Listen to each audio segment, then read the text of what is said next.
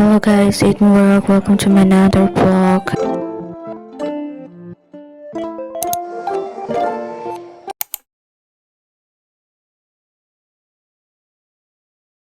আসসালামু আলাইকুম। আজকে হচ্ছে চাঁদ রাত আর আমি আমার দাদু বাড়ি যাইতেছি। আমি আমার ঘরটা অনেক অল্প ছিল, আমি সব কিছু ভিডিও করি নাই।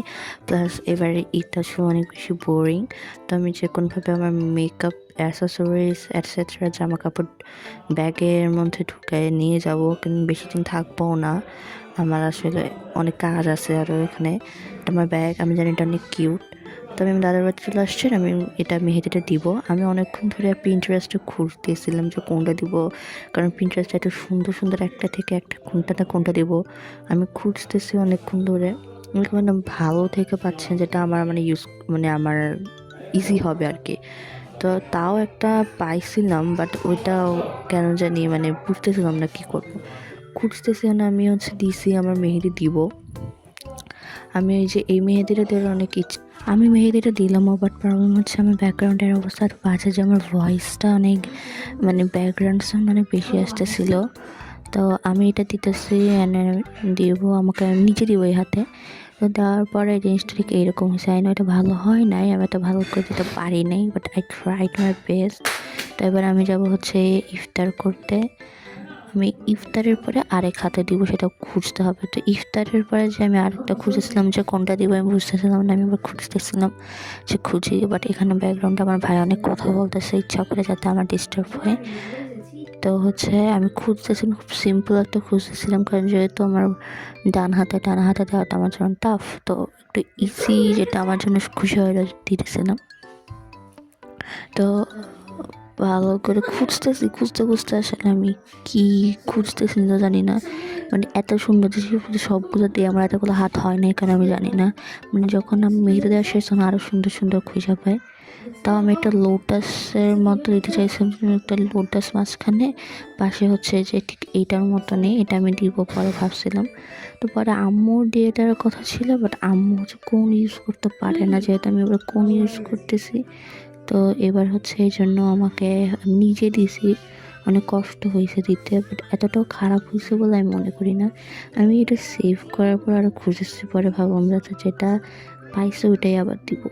তো আমি এটা আবার স্ক্রিনশট নিয়ে রাখছি, কারণ আমার নেট ছিল না, যেগুলো আগে লোড করা ছিল ওগুলাই দেখতেছিলাম।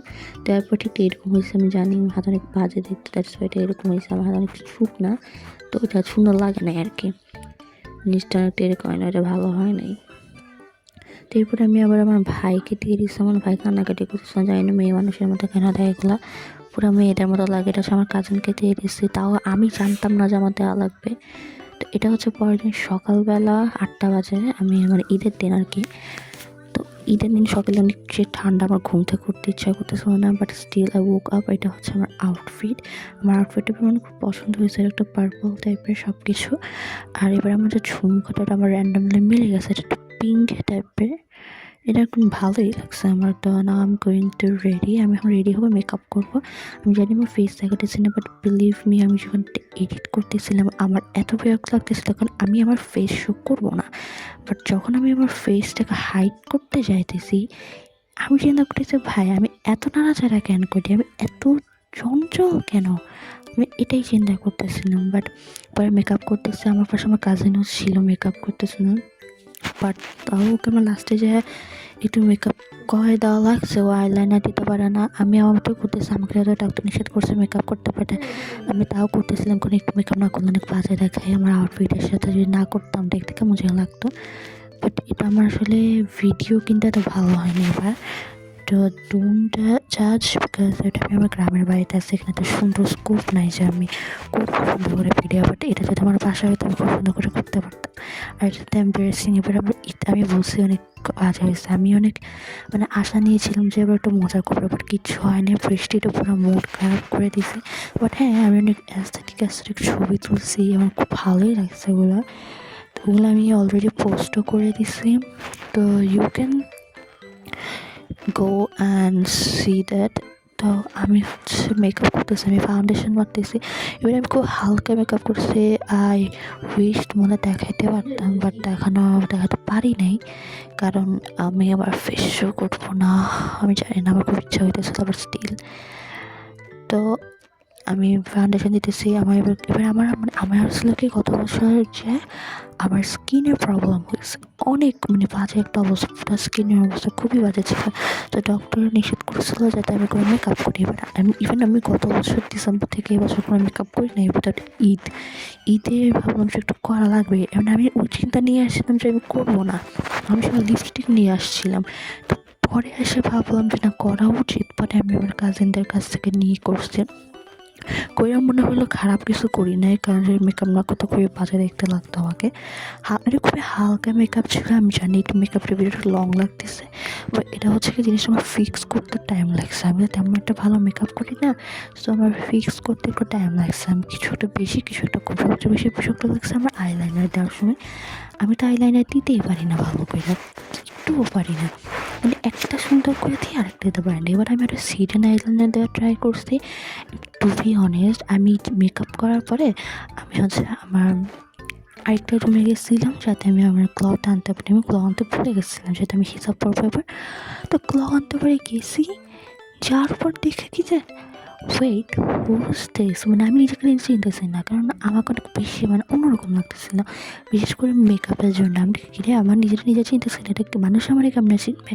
তারপরে এবার আমি হচ্ছে কি আমার কাছে মানে কখন আমি ইয়াররিংস পরি নেই। এবার আমি ফার্স্ট টাইম ঝুমকা পরতেছিলাম, সেটা আমি এই জন্যই আমি মেনলি হিজাবটা পরছি, কারণ আমি জানি যে হিজাব বলা হয় কি যে ক্যাপের ভিতর দিয়ে পরা যায়। হ্যাঁ, তো কে তো বুঝে না যে অ্যাকচুয়ালি এটা কি, মানে ইয়াররিংটা আসলে কি পড়ছে নাকি কোনো কিছুর সাথে আটকায় রাখছে, এটা তো বোঝা যায় না। তো আমি ওই টেকনিকটা ইউজ করছি, সেটা আমি পিন্টারেস্টে দেখছি। বাট পিন্টারেস্টে হয়েছিল কি যে অনেকগুলো সবাই কানের ভিতরে ঢুকেছিল, বাট আমি এটা কানে ঢুকাইতে পারবো না। তো আমি হিসাব ক্যাপের মধ্যে ঢুকেছি।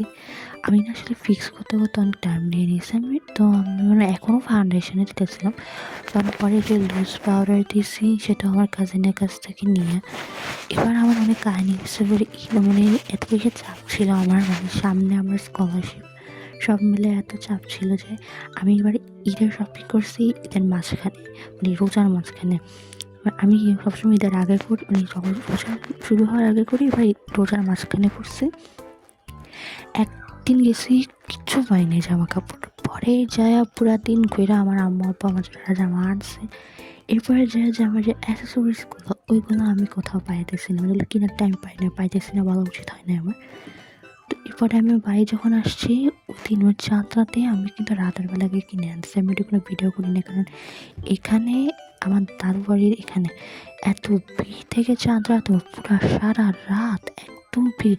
মানে বাইরে গেলে মনেও হবে না যে এখন 12টা বাজে বা 1টা বাজে, মনে হয় যেন সন্ধ্যা 6টা 7টা এরকম। আমি আসলে জানি না সব জায়গায় এরকম কিনা। আমি কখনো বাইরে কোথাও ঈদ করি না। হ্যাঁ, করছিলাম একবার ঢাকায় থাকতে, একবার ঈদ করছিলাম ওখানে, সেটা 21 সালে মেবি। ওটাতে মজা হয় না, আমি কি না কি করছি আল্লাহ জানে। শুধু করোনা ছিল, ফালতু একটা জিনিস, আমার পুরো লাইফ হেল বানিয়ে দিচ্ছে এটা। তো সব মিলে এবার একটু বাজে যেতেছিলাম, মানে আমি তাও অনেক বেশি এক্সাইটেড ছিলাম আমার আউটফিট নিয়ে। কিন্তু আউটফিট নিয়ে এক্সাইটেড থাকার পর আমি ইভেন যখন মেকআপ করতেছিলাম তখন আমি অনেক স্বপ্ন দেখছি, আজকে ঘুরবো, এটা করবো, এটা করবো, বাট কিছুই হয়নি। কিছুই হয়নি, আমি তেমনটা ঘুরিও নাই। এবার আমি ভিডিও তেমন একটা লংও বানাইনি, আমি জাস্ট আমার ঘুমটা দেখাইছি, আর কিছু দেখাই নাই আমি এখানে। আর পিছনে বারবার আমার কাজিন এসে মানে একটু পোস্ট এটা দিতে ইচ্ছা করে না, আসলে ও মেকআপ করতেছিল তো চলে আসছে, আমি নিজেও খেয়াল করি নাই। এটা সময় বলে কি রে ভাই আমি এরকম কেন করতেছি। তো আমি বলবো যে ভাই এবার ঈদ আমার ভালো যায়নি, তোমাদের ঈদ কেমন গেছে I don't know, you can inform me. আমি আবার আর কালকে মেবি আমার নানু বাড়ি যাবো। আজকে কিন্তু ঈদের পরের দিন আমি এডিট করে ফেলতেছি, আমার তো ধৈর্য নেই। আমি কালকে আগামীকাল মানে কী বার, কালকে সোমবারে আমি আমার নানু বাড়ি যাবো, মঙ্গলবারে আমি আমার বাসায় চলে যাবো। আমি আবার পড়াশোনা করতে হবে, খুব বিরক্তিকর। সবচেয়ে বড় প্যারা হচ্ছে আমাদের স্কুল খুলবে, আর স্কুল খোলার পরে আমার এক্সাম। আমার একটা বড় প্রবলেম হচ্ছে আমার এক্সামের ওই টাইমে আমার হচ্ছে বার্থডে, তো একটা বড় প্যারা হয়ে গেল না। বাট আমি আমার বার্থডে দিনও একটু ব্লগ আনার চেষ্টা করব, কিন্তু আমার মনে হয় না আমার বার্থডে এত সুন্দর করে সেলিব্রেট করা হবে, কারণ এখানে অর্থাৎ চিটাং আসার পরে আমার বার্থডে এত সুন্দর করে সেলিব্রেট করা হয় না। কিন্তু ঢাকায় যখন ছিলাম তখন খুব মজা হইতো, দেখা যেত যে আমার কাজিনরা আমার কাজিন ছিল, তো ওরা মিলে মজাই করতাম। এখানে আসলে কেমন জানি ভালো লাগে না, তেমন কেউ উইশ করে না, করে যারা উইশ করে ওরা আসলে সবগুলো চলে গেছে, মানে আমারকে যারা উইশ করে তো সবগুলো এখন ঢাকায়। মানে খুব বাজে একটা অবস্থা, অনেক বাজে একটা একদম সিচুয়েশনের মধ্যে আছি। আমি জানি না, আমি তো দোয়া করতেছি যাতে আমি ঢাকায় চলে যাই। আমি উইশ নেক্সট ইয়ার চলেও যাবো।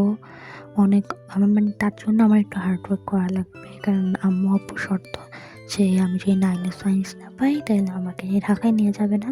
কিন্তু হ্যাঁ, আমার কিন্তু মানে মন থেকে সায়েন্স নেওয়ার ইচ্ছা আছে, as I want to be an architecture engineer.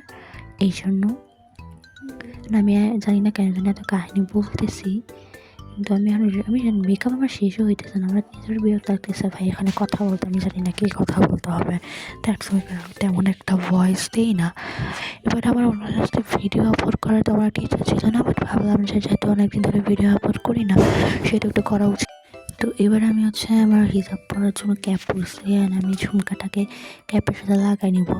আসলে ভাই আমি এই ঝুমকাটা পরার পরে ফিল করছি বিউটি ইজ পেইন, কারণ যেহেতু আমি আমার ক্যাপের ভিতরে ঢোকাবো, মানে ঝুমকার যে পিনটা আমার কানের সাথে অনেক মানে বাজভাবে লেগেছিল, এত ব্যথা করতেছিল, তার উপরে মানে চেপে ধরে রাখছিল আর কি বলতে গেলে। আমার অনেক বেশি ব্যথা লাগতেছিল, বাট পরে ভাবলাম যে বিউটি ইজ পেইন এরকম করতে করতে আমি সারাদিন ছিলাম।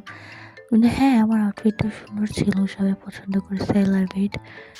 আমার নিজেরও খুব ভালো লাগছে। আমার আরেকটা ঈদের ড্রেস ছিল, বাট ওটা আমি আসলে পরিও নাই, না সব সেলাই করি না, এটা আমি গিফট পাইছি, সেটা হচ্ছে একটা লেহেঙ্গা। তো ওটা আমি আর পরি না, কারণ সেলাই করা লাগতো উপরের পার্টটা।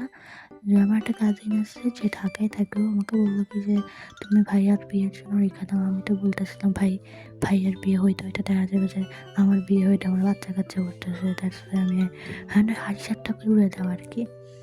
ফাইনালি আমি রেডি আর এখন বাইরে যাচ্ছি একটা ফুপির বাসায়। তো আজকে এতটুকু, বাই বাই।